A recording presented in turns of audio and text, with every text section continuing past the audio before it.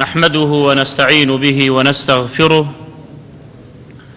ونعوذ بالله تعالى من شرور أنفسنا ومن سيئات أعمالنا من يهده الله فلا مضل له ومن يضلل فلا هادي له وأشهد أن لا إله إلا الله وحده لا شريك له وأشهد أن محمدا عبده ورسوله اللهم صل على محمد وعلى آل محمد كما صليت على إبراهيم وعلى آل إبراهيم في العالمين إنك حميد مجيد وبارك على محمد وعلى آل محمد كما باركت على إبراهيم وعلى آل إبراهيم في العالمين إنك حميد مجيد أما بعد درسي دوما لجيان نامي پیغمبر عليه الصلاة والسلام أو أبو باسي أو من كرت خوێندنەوەی ئێمە بۆ سیرەی پێغەمبەر صلی الله عليه وسلم زۆربەی مانای ئاەتەکان ئەزانین لەکوێ دابەزیە بۆچی دابەزیە ئەو حەدیثانەی پێغەمبەر صلی الله عليه وسلم تێ ئەگەین چۆن دابەزیوە و چ ڕێگایە بگرینە بەرەو خوامانە بات و چۆن دەست بکەین بە دەعوا و لەکوێوە دەستی پێ بکەین ئەمە هەمووی لە سیرە بۆمان دەرەکەوێت و زادێکی زۆر گەورەشە بۆمان بۆ قیامەتمان بۆ دنیا و بۆ قیامەتش و ئەخلاقی پێغەمبەر صلی الله عليه وسلم و معجزاتی پێغەمبەر صلی الله عليه وسلم هەموو شتێکمان لە سیرەوە بۆ دەرەکەوێت لە ژیاننامەی پێغەمبەر عليه الصلاة والسلام ئەلەم دەرسەدا باسی چەند خاڵێک ترەکەین خاڵی یەکەم کە پێغەمبەر عليه الصلاة والسلام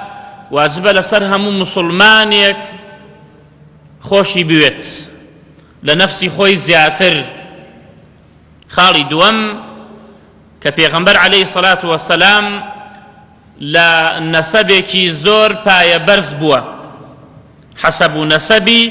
زۆر پاک بووە و ئەخلاقی چۆن بووە و خلقەتی چۆن بووە پێغەمبەر عليه الصلاة والسلام وەکو لە قورئان و سونەتە هاتووە بەڵێ و ئەم باسانش کە باسەکرێت یەکەم لە سیرە النەبەوی ئیمام حەموش سیرەی نەبەوی ئەکرەم ضیاء العومەری و صحیح سیرە النبی صلی الله عليه وسلم ئەوە هاتووە هینی ئیبراهیم العەلی و چەند سیرەیەکی تر لە بەردەستمانە چەند خاڵێکی وردورد باس بکەین إن شاء الله یەکەم پیغمبر عليه الصلاة والسلام فرميت لا يؤمن أحدكم حتى أكون أحب إليه من والده وولده للرواية من نفسه وماله والناس أجمعين لا يؤمن أو كسي إيماني كامل نية وإيماني تواو نية كوا مني كمني لنفسي خوي زياتر خوش نويت إيماني وكسي تواو نية لمن دالكاني لباوکو دایکی لە هەموو خەڵکی ئەبێ پێغەمبەر عليه الصلاة والسلام لە هەموو کەس لامان خۆشەویستتر بێت و زۆر جا باسمان کردووە خۆشەویستی پێغەمبەر عليه الصلاة والسلام بەوە نییە هەر بەدەم بڵێین خۆشمانەوێت بە شوێنکەوتنی بۆ سونەتەکانی باس بکرێت ئەوە دینە خۆشەویستی پێغەمبەر عليه الصلاة والسلام دینە لەخوا نێزگە بیتەوە لبير باورمانا وكو إمام عمر رضاي خواي ليبيا روجي كان فرمي أي پیغمبري خوا صلى الله عليه وسلم لأنت أحب إلي من كل شيء إلا من نفسي توم لهمك زياتر خوش قركا إلا لنفسي خوم نبيت پیغمبر عليه الصلاة والسلام فرمي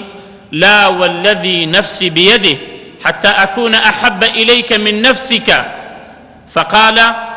عمر للنبي صلى الله عليه وسلم فإنك الآن والله لأنت أحب إلي من نفسي فرمي أي پیغمبر إخوة توم لهمك زياتر خوش قركا بس لنفسي خوم نبيت فرمي بو خواهي كوا نفسي مني بدست أي عمر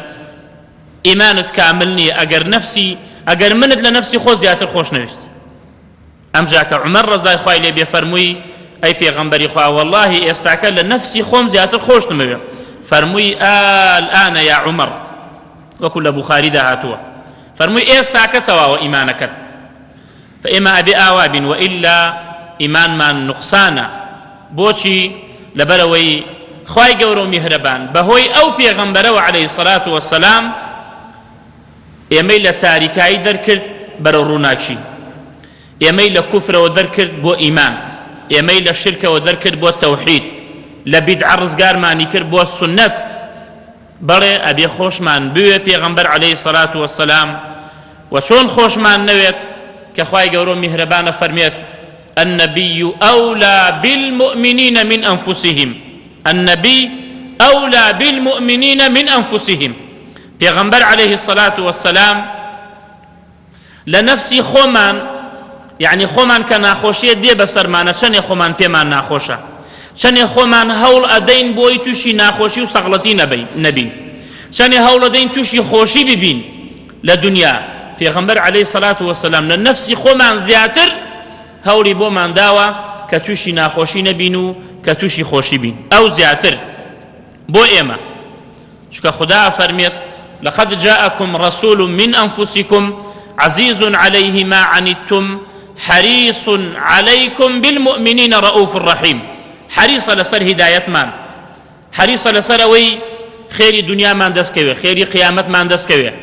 بلى پیغمبر عليه الصلاة والسلام وكل فرموديك صحيحة فرمويتي فأيما مؤمن ترك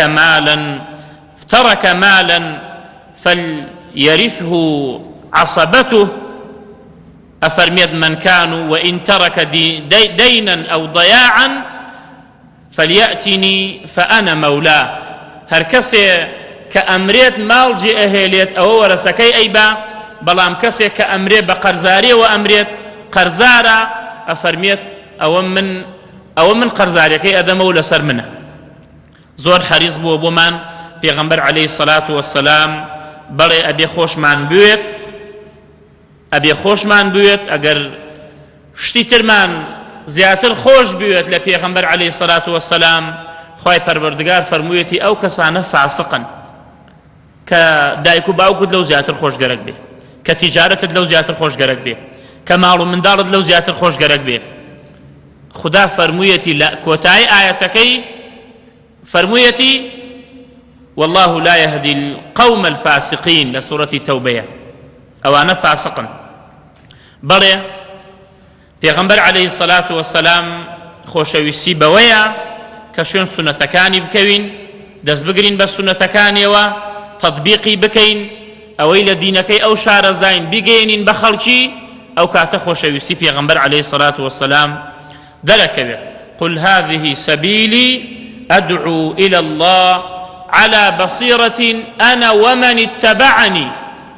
أجر خود باتباعي پیغمبر زاني عليه الصلاة والسلام چی شارەزای لە دینەکەی ئەو بە شێوەیەکی نەرمونیانی بگێنە بە خەڵکی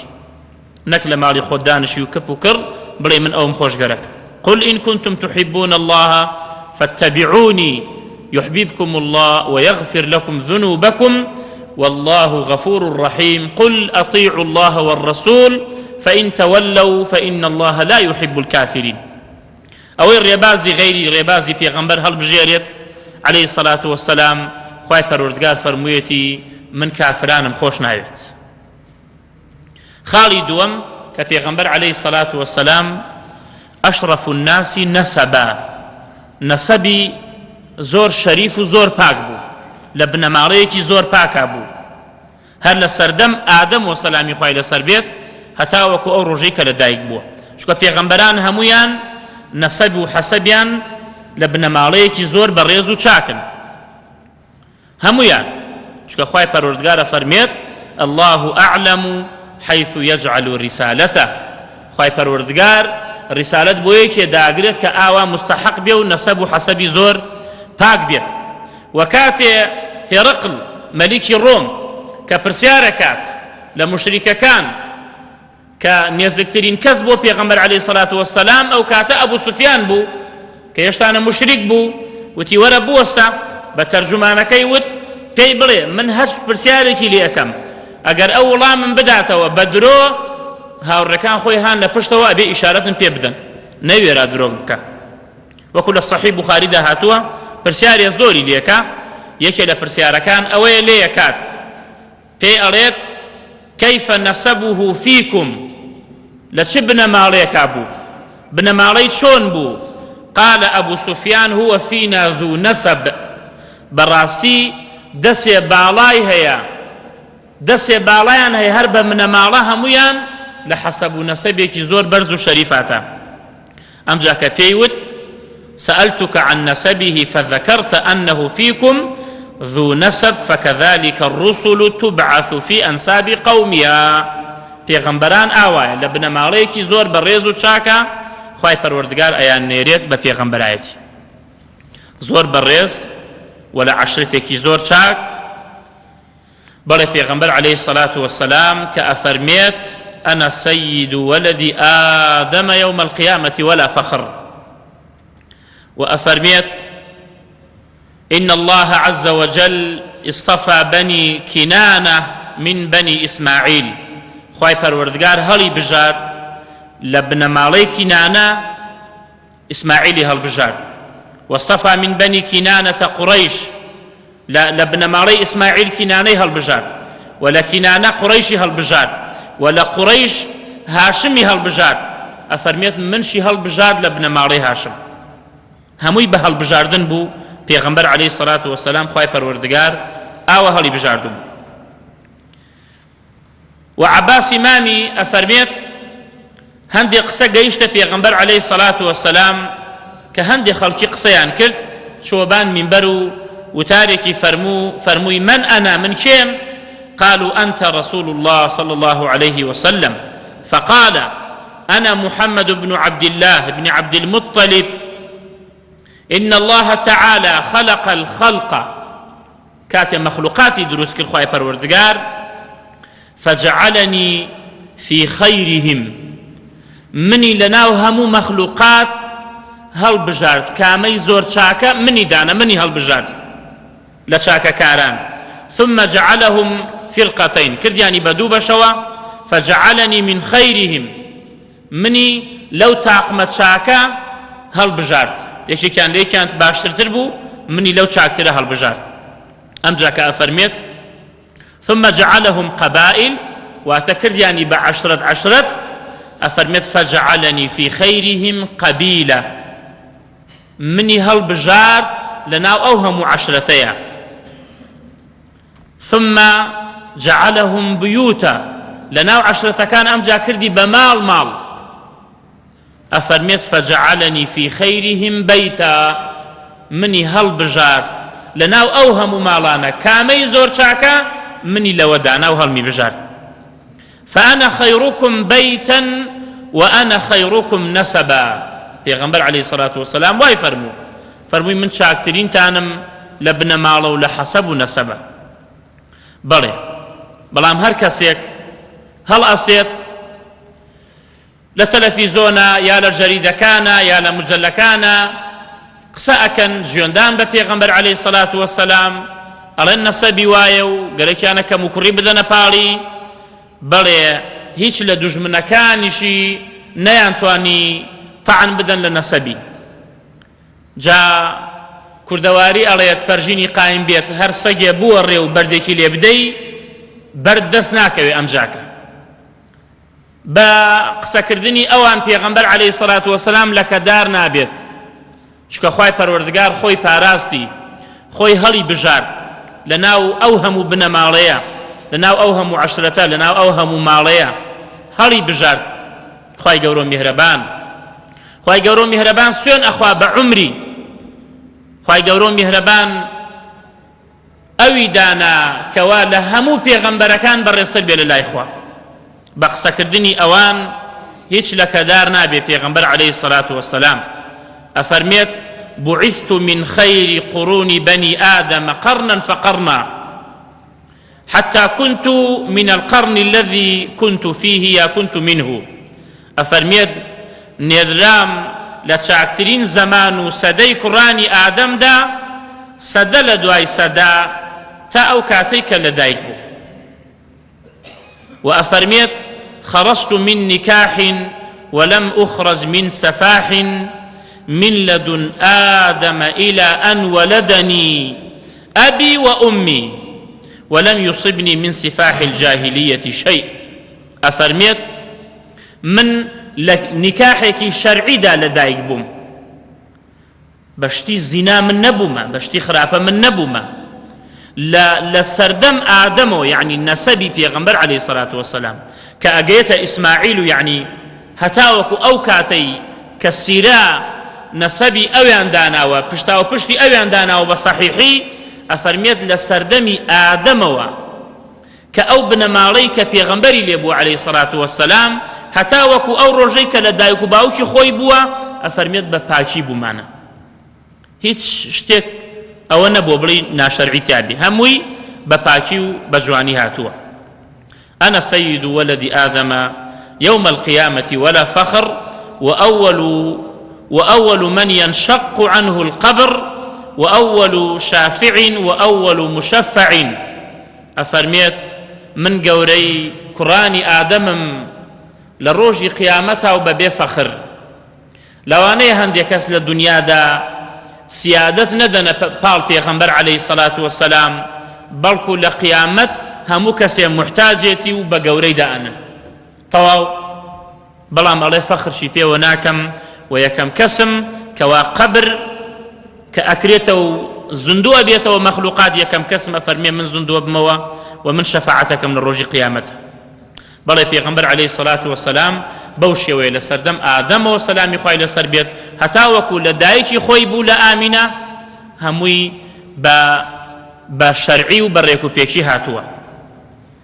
وبيغمبر عليه الصلاة والسلام خالي كتر لوانا هل جيانامي بيغمبر عليه الصلاة والسلام أخلاقي هل سكوتي بيغمبر عليه الصلاة والسلام هرشان باسي بكين هرچنێ وەصفی بکەین حەقی خۆی نادەینە دەستی. بۆیە خوای تەعالا لە حەقی ئەفەرمێت ئەو شەهادەیە لەلایەن خواوە بەسی بێت کە ئەفەرمێت وئینەکە لەعەلا خولوقین عەظیم. تەواو شایەتێکی زۆر عەجایبە لەلایەن خوای پەروەردگارەوە کە ئەفەرمێت تۆ بەڕاستی لەعەلا خولوقین عەظیم، بەڕاستی لأخلاق لمرتبيكي زور برز زور لأخلاقيكي برزاي. أما شايتي خواي پروردگار بو پیغمبر عليه الصلاة والسلام وپرسيارك لعائشة دايك من رزاي خواي لبيت درباري أخلاقي پیغمبر صلى الله عليه وسلم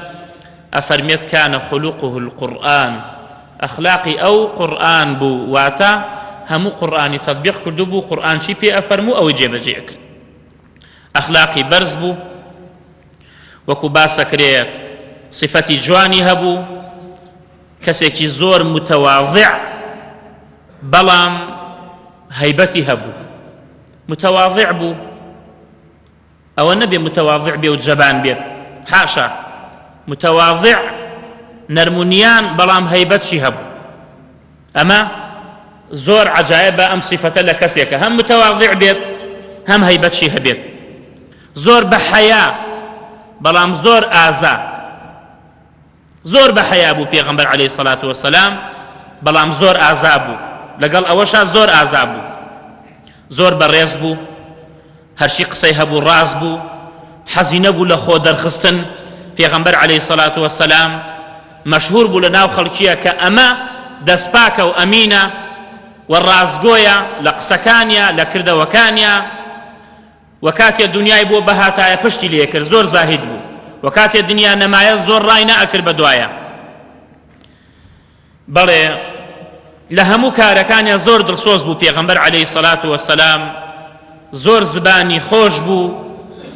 وعقلكي تواو وفهمكي تواو وزور بالرحم بو برانبر بقورا برانبر بچوك وزور نرمونيان بو وزور لبردوني هبو پیغمبر عليه الصلاة والسلام كسيكي وشك نبو كسيكي للرق نبو پیغمبر عليه الصلاة والسلام آوا همشتكي حق بو پیغمبر عليه الصلاة والسلام أنس كري مالك فرميت كان رسول الله صلى الله عليه وسلم أحسن الناس خلقا ئەوەی کە زۆر بە ئەخلاق بێ بینی بێتم ئەفەرمێ پێغەمبەر بوو عەلەیهی سەڵات وەسەلام کە ئەمەنە خۆشیان گەرەک بوو سەحابە چونکە ئەخلاقیان ئەبینی چۆن بوو سەحابە ئەفەرمێت کاتێ خۆشەویستترین کەس لە لای ئێمە پێغەمبەر بوو عەلەیهی سەڵات وەسەلام بەڵام کاتێ لە مەجلیسێکە دابنوشتایمانایە بە هاتایە ژوورەوە زۆر پێمان ناخۆش بوو کە هەڵ ناساین لەبەری بەڵام ئەمانزانی زۆر پێی ناخۆشە کە هەڵسین لە بەردەمی هاتە ژوور و سەلامیە کرد و لای خوارەوە دانیشت زۆر سەحابە زۆر خۆشیان گەرەک بوو ئینسانێک بوو حەزی لە ظهور و خۆ دەرخستن نەبوو قەت بانگەوازی خەڵکی ناکرد بۆ لای خۆی ئەدعو إلى الله بانگەوازی بۆ لای خوا بوو خەڵک ئیمان دێنێ خەڵک ئیمان نایەنێت خەڵک وەڵامی دین ئەداتەوە ناداتەوە هۆڵی بوو زۆر هۆڵی بوو بەڵام ئەوە نەبوو خەڵک بۆ لای خۆی بانگ بکە بەڵێ خەڵکی بۆ لای خوای پەروەردگار بانگەکە و ئەنەس ئەفەرمێت هەر دەربارەی ئەخلاقی پێغەمبەر صلی الله عليه وسلم ما مسست ديباجا ولا حريرا ألين من كف رسول الله صلى الله عليه وسلم ولا شممت رائحة قط أطيب من رائحة رسول الله صلى الله عليه وسلم ولقد خدمت رسول الله صلى الله عليه وسلم 10 سنين 10 ساڵ خزمەتیم کرد 10 ساڵ لەگەڵیا بووم ئەفەرمێت فما قال لي أف قط ئەم 10 ساڵە ڕۆژێ پێمی نەوت ئۆف لە دەست زۆرە 10 ساڵ عمرێکی گەلێ زۆرە ئەفەرمێت ولا قال لي شيء فعلته لما فعلته قەت لەو 10 ساڵە ڕۆژێک نەبوو شتێکم کردبێ بڵێ ئەرێ ئەوە بۆچی کردووە ولا لشيء لم أفعله ألا فعلت كذا شتێکم نەکردا پێمی ناوت ئەرێ فڵان شت بۆ ناکەی هیچ ئەمە ئەخلاقی پێغەمبەر عەلەیهی سەڵات وەسەلام ئاوها بووە وعائیشە ئەفەرمێت کاتێ پێغەمبەر عەلەیهی سەڵات وەسەلام مخەیەر بکرایە لە بەینی دوو شتە ئەفەرمێت ئیلا سوکەکەی ئەگرت سوکامەی ئاسان بوایە ئەوەی ئەگرت ئەگەر تاوانی تیا نەبوایە و بە حەیاتی ئینتیقامی نەفسی خۆی نەکردێتەوە لە کەسێکی تر کەسێک زلەیەکی لێ بدا کەسێک ژوێنێکی پێ بدا ئینتیقامی لێ بسەنێتەوە بۆ نەفسی خۆی نە فڵانە کەس ڕۆژێ لە ڕۆژان فڵانەت ژوێنی پێم دا ئەبێ ئەو ژوێنەی هەر پێ بدەم و ئەوانەی نەبوو قەت پێغەمبەر عەلەیهی سەڵات وەسەلام قەت ئینتیقامی نەفسی خۆی ناکردەوە بەرامبەر بە یەکێکی تری ئیلا اللهم مەگەر حدودەکانی خوای پەروەردگار ببەزرایە بەڵێ ئەخلاقی زۆر زۆر شایەتی وتمان ئەوە نەبەسی بێ کە خوا پێیە فەرمی وإنك لعلى خلق عظيم وكان خلقه القرآن بەڵام بەڕا ئەفەرمێت اینجا باسی خلقەتی ئەکا کە چەند جوان بووە پێغەمبەر عەلەیهی سەڵات وەسەلام شێ ئینسانێکی زۆر جوان بووە پێغەمبەر صلى الله عليه وسلم وەکو یەکێ لە سەحابە ئەفەرمێت واللهی شەوێکیان لەگەڵا دائەنشتین مانگی 14 بوو مانگی 14 زۆر جوانە شەو کە تاریک بێت ئەفەرمی هەستەی مانگی 14 مەکرد و سەیری دەمچاوی ئەو مەکرد واللهی دەمچاوی ئەو جوانتر بوو لە مانگی 14 پیاوێکی زۆر جوان بوو پێغەمبەر عەلەیهی سەڵات وەسەلام كان أحسن الناس وجها وأحسنهم خلقا ليس بالطويل البائن ولا بالقصير پیاوێکی باڵا کورت نەبوو پیاوێکی زۆر درێژ نەبوو ئینسانێکی وەسەط بوو گەنم ڕەنگ بوو زۆر جوان بوو قاژێ زۆر جوانی هەبوو چاوێکی جوانی هەبوو دائما چاوی ئەڕشت وكان عظيم اللحية وكان كثيف اللحية ڕیشی گەلێ زۆر بوو پێغەمبەر عەلەیهی سەڵات وەسەلام صحابە لە نوێژی نیمەڕۆ و عەسرانە ئەیان فەرموو ئەمانزانی کە قورئانە خوێن ڕیشی لە دواوە ئاواجوولە ئەلێ گەرەکمان بۆ شان و ملی ببینی نەمانە بینی جا کەسێک خەوە بینێ بە پێغەمبەرەوە عەلەیهی سەڵات وەسەلام شەو خەوم بینی و پیاوێ بوو نورانی جوان و ڕیشە جوانی تەنیکی دانابوو ئەو نییە کاتێ پرسیار بکرایە لە هەندێک لە تابعی ئەیود وەرە وەسفی پێغەمبەرم بۆ بکە صلی الله عليه وسلم ئەگەر بەو شێوە نەبوایە ئەی فەرمووەوە ئەو نییە بەڵێ وپرسیار لە بەڕا ئەکرێت أكان وجه النبي صلى الله عليه وسلم مثل السيف دمشاوي وكو شمشير وابو شمشير كاتي خور ليدا برقيته قال لا فرموي نخير بل مثل القمر أما فرمي وكو مانجي شوارد الشوابو وكعب كر مالك أفرميت كاتي لغزوي تبوك دوعك ودنشو أو أبو پیغمبر علیه الصلاة والسلام امری کرد الصحابه که کس قسەی لەگەڵانە کە هەتاوەکو 50 شەو ئەفەرمێت لە دوای ئەوە کە هاتم بۆ لای سلمت على رسول الله صلى الله عليه وسلم وهو يبرق وجهه من السرور،